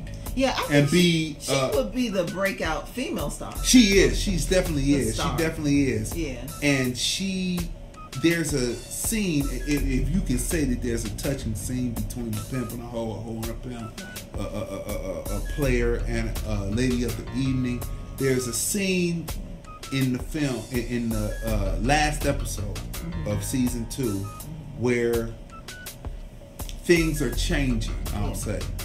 And the dialogue between the two is very interesting and worth watching. The acting in this series, in the first 2 seasons, because it's going to be a 3-season out, and then after that it goes into like syndication. Now it used to be it had to be at least 4 or 5, but now it's 3 seasons, and then it can go into syndication, and plus you got on demand, so it's no loss, and everybody still gets their residuals. So it is well worth watching, and you will be engrossed in it. And the last episode in season 2, the last 2 episodes in season 2 really introduce you to new characters, and you see loss in others. So well worth it. I have to give it, for what they're doing as executive producers, James Franco and Maggie Gyllenhaal. I have to give them a 10, and even her character, like when I first watched it, I said, I don't believe her, but as we get into this later into the first season and in the beginning and on throughout the second season, she's believable in what's happening. You know what I mean? So I give her a 10 on this series. And what would you give it? I think it's a great show. James Franco to play 2 roles. He plays twins. And the cutting on it, though, is excellent. The way that they cut them together, and it appears that they are in the room together. It's beautifully done. It's beautifully done, because when you watch the show, you can tell, like, before they open their mouths, which brother is which. Yeah. He does such a great job, like, acting, like his body language changes, like, the hair is different, the facial, he does a great job. So he's not quite up there on Tyler Perry, though, because Tyler Perry does 4 roles at once. You know what I mean? So he does the nephew, the son. He does that. So he's not quite up there with Tyler. Yeah, but he's getting close. But the dramatic acting is excellent. His acting is on point. That's right. So really good, great cast. I would definitely give it a 10. Okay, and then, the next show that we're going to talk about is Insecure Season 3. Now, for those who don't know Insecure. So the Deuce HBO. Just so HBO, that's right. Check it out. Catch up now. So that way when season 3 starts, you'll be up on it. You know what I'm saying? Binge watch. So Insecure, we binge watch. Insecure, we watched. We started binge watching with Ray Donovan. Oh yeah, and years ago. We sat with Ray Donovan and we binge watched that all the way until 5 o'clock in the morning, and it became a fan. Same with Game of Thrones. We binge watched that. Yeah, Black Sails. And I'm glad to see that Game of Thrones, they say, is going to be a spinoff. There's going to be another show that comes from off of this final season, right? And we're looking for that. And then, the lady who plays in Black Panther, season 10 of The Walking Dead is going to be her last season. But they're going to have 3 films that go to the theater, and she's going to be in those. So I don't know if it's going to be pre or before or post, but it's going to be good. So Tierra says yes. Yeah, so... Insecure. Now, I need more episodes. That's all I have to say. It's a great show. Okay, for those I need 10 episodes of Insecure. For those who don't know, I will let you know. This is not, though these people are representing black people, this is not necessarily a black show, and this is what I mean by that. People who have not been here since 1619, or people who are native black here, you know what I'm saying, when the first slaves came on 1619 and then the mixing happened and all that happened, there is immigrants that come here who tell the story. That's why we talk about the invasion of the black body snatchers, right? Where their struggle is not exactly the same, and they don't talk the same, and so you may get kind of confused because they'll tell you, well, black people need to get off their butt and get a job. Well, actuality, we built this place.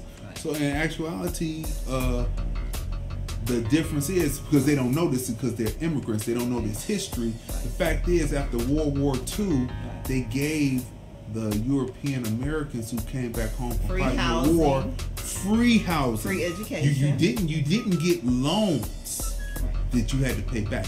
You got free housing, and you got free education, which gives you a jump start from the very beginning. So if you cannot succeed off of free housing and free education, then you are a sorry lot. Yeah, so with the free housing, I mean, they were able to leave that to their children and grandchildren. And then it goes on from there, and it builds intergenerational wealth. Now, mind you, the black soldiers who fought, you know, in the same war, they weren't given free housing. Tough luck, buddy. So you got. They had to take out a loan to purchase a home, but you know they couldn't live wherever they wanted, right? So only for certain parts of town, and so that is the true history of that. So it wasn't an equal playing field. So for people to tell people that they should get up and get a job, well, if you get free education and free housing, then your plight is automatically better. And what we say is, give black people free housing and free education, and watch this whole free land. Well, free housing is free land. Yeah, because the land is what it is. It's yours. They give it to you free. You can build the house on it, and it's yours. You do that, and so you get that to black people, and watch this whole thing change overnight. Because some of them were given houses because some land to build on. And so every time black people are let into the gate on anything, because of the fact of our history already, anybody who actually knows the true history realizes that it pops, and that's the fear. So anyway, Insecure is not a black show per se, though they do have black actors in it whose people were here or who are 1619, okay? Who come here, descendants of slaves, okay? They're in there, but the storyline, so the first season is all anti-black male. It's kind of that intersectionality type conversation in season one. It makes you look at that. Why are you making everything negative about the black man? Kind of like what they do in the media today about negative. So it's all intersectionality is about women's rights. And we told you before, if you're a black woman and you're not talking black women's rights, I'm going to ask you where your people are originally from.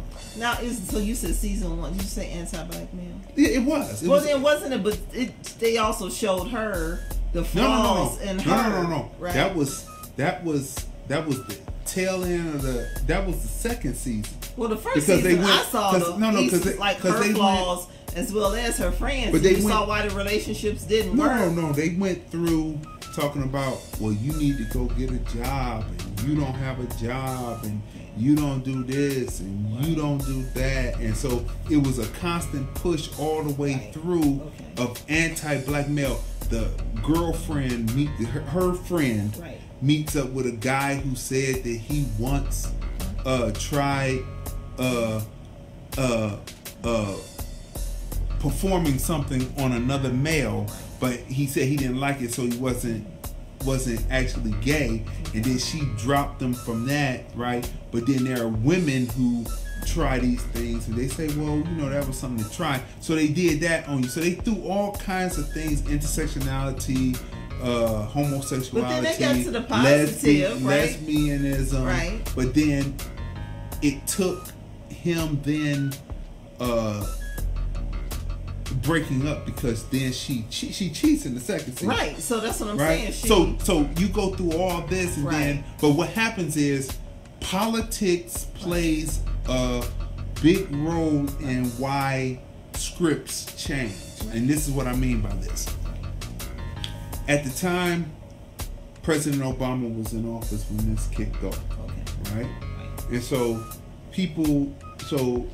immigrants found their way into getting deals greenlit, right? Immigrants who look like us, right? Who don't necessarily have the same values as black people who have been through the full struggle of this. Right. You know what I mean? Yeah. Coming from the South, moving up for who jobs. Don't necessarily know black history. They don't necessarily know black history, but know what was told to them to stay away from us. But what they find is when they go to the milquetoast neighborhoods, they treat them like dong, so then they have to mingle in with us because we treat people who look like us kind. Right. And so thus they come in, they pick up I'll call it idiosyncrasies, our struggle, but they really don't have a total understanding of it, so they just have a surface level of it so they can put it across. Like, they use the N-word a lot in it, and the way that they pronounce it, they don't pronounce it the way a black one. And I just noticed that the way a black woman actually pronounces the N-word when they're talking about their man, they don't really, they pronounce it more, it's detached. And I just hear it, I hear the difference in tone in the way it's said, right? So anyway, so the show, you have to understand that going in. I'm not saying it's not a good show, but you have to understand what you're looking at. You know, this is my perspective, right? But you have to understand what you're looking at when you go in, so that you can drop off the stereotypes and say, I'm not falling for the crap that they're putting down in it, because boom. So the reason why politics comes into play is Obama leaves office and Trump is in office, and once Trump comes into office, those people who were into intersectionality, a lot of them voted for Trump. Right. You know, I'm talking about the European Americans. A lot of them voted for Trump, and then they could show their true colors. Right. So then once their true colors come out, now even the immigrants that are on television that you see that are talking heads on MSNBC and NBC, and some on CNN, some on Fox. You know what I mean? We don't watch Fox, but there are some on Fox. They now have to start saying white supremacy. Why? Because the people who practice white supremacy don't care what you are. It's because you got melanin in your skin that is a detriment to them. Is why they will practice white supremacy. So it's no rhyme or reason. So those same people that was doing intersectionality. So now by season 3, the how many episodes was in season 3? Just 9. Just 9 episodes. 9? Yeah, just 9 episodes. Okay. It was 9. It didn't go a solid 10. I said they needed 10. But anyway, so by the time you get to season 3, the conversation has changed, because the intersectionality that was happening during Obama, when it was kumbaya and people were in the closet about their racism, it is wide open. And you know, for one thing, I will tell you, to me, Trump is the greatest thing that has happened for black people, because black people who didn't know, and the immigrants who intermingled with black people who have been in the struggle since 1619 and before, 1554 and before, they now get to see what they're really dealing with, and now they have to say white supremacy, racism too. So it's just beautiful. Oh, so now they get to say, oh, I see what black people were talking about. They weren't just complaining, because now they're being. But they should have known, because their places were colonized.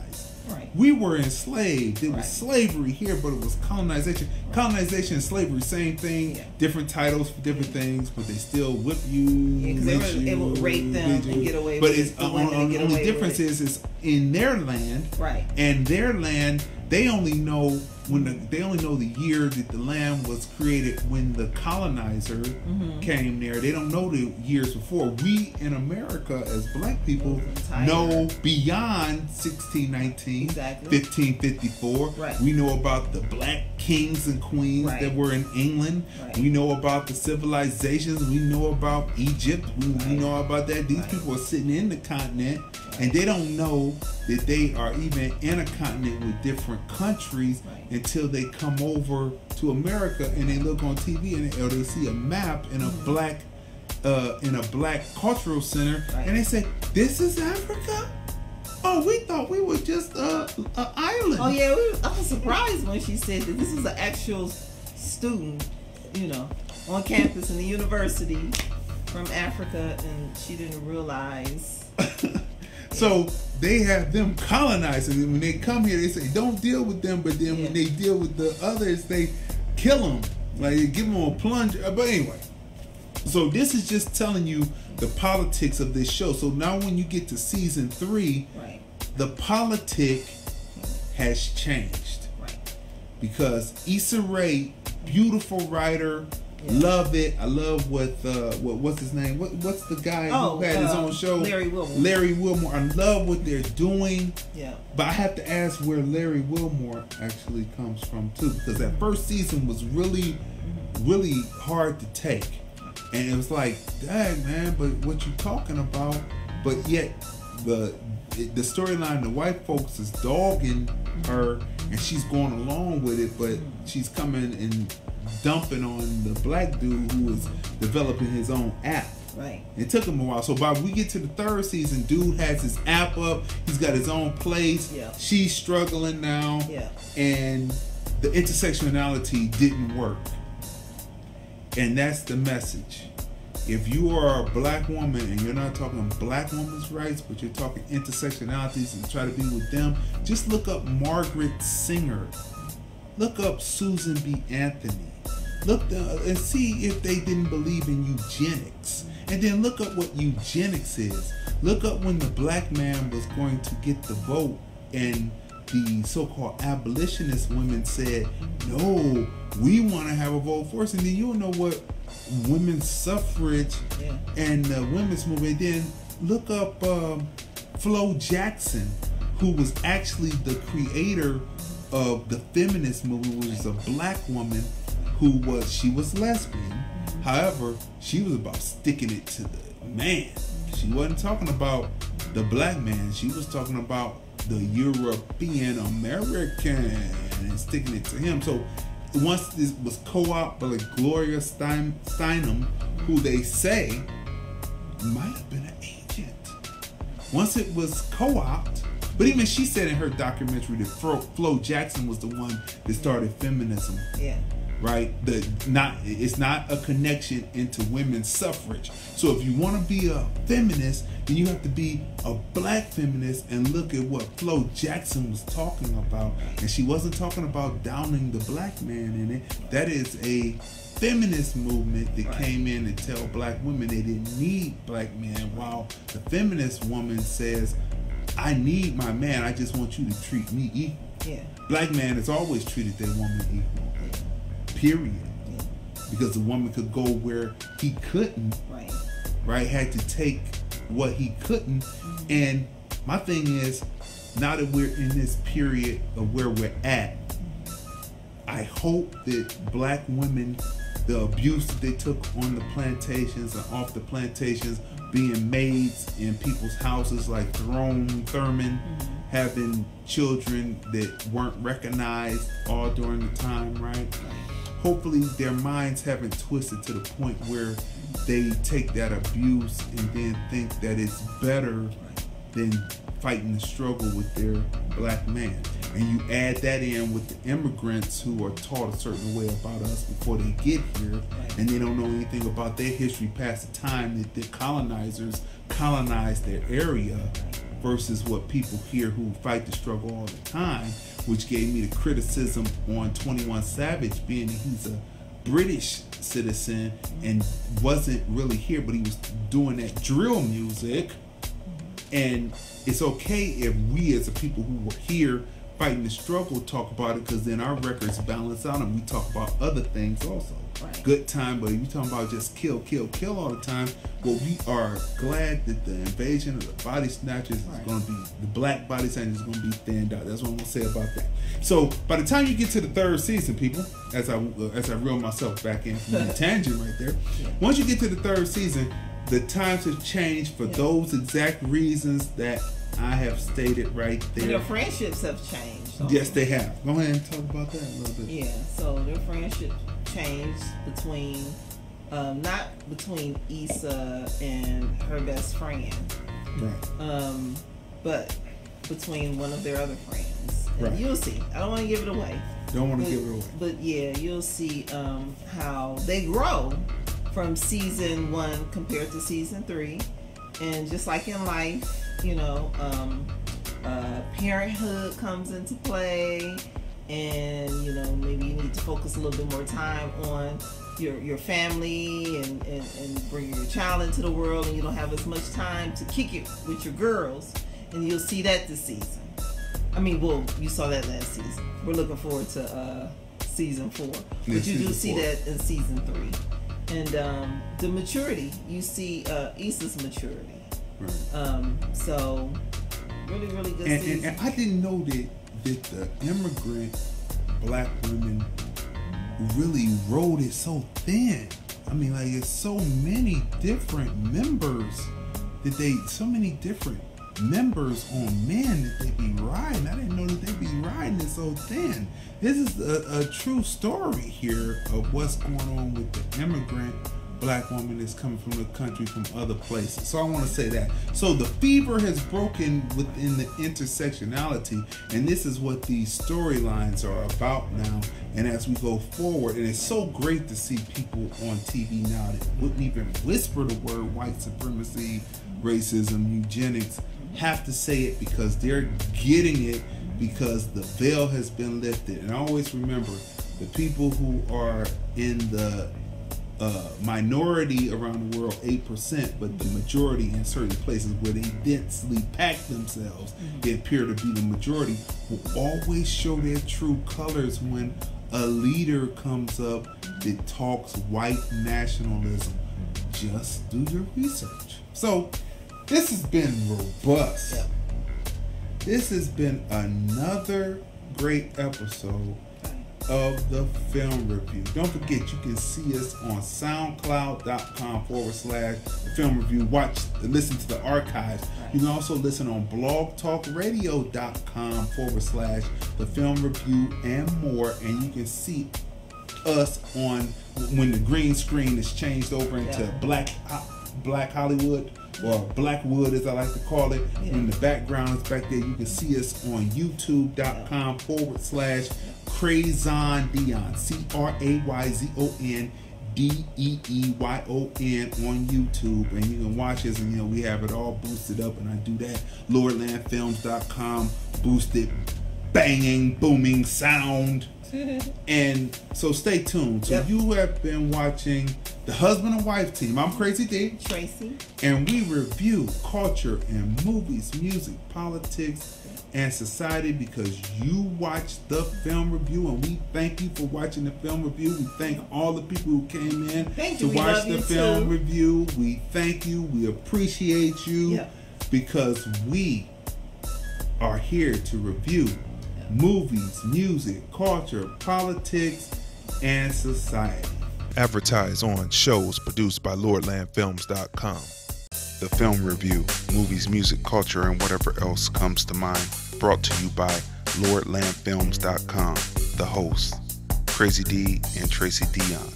All music heard on the Film Review, available on iTunes, Apple Music. Live stream recording and audio, Crazy Dion. Research on topics, Tracey Dion. The Film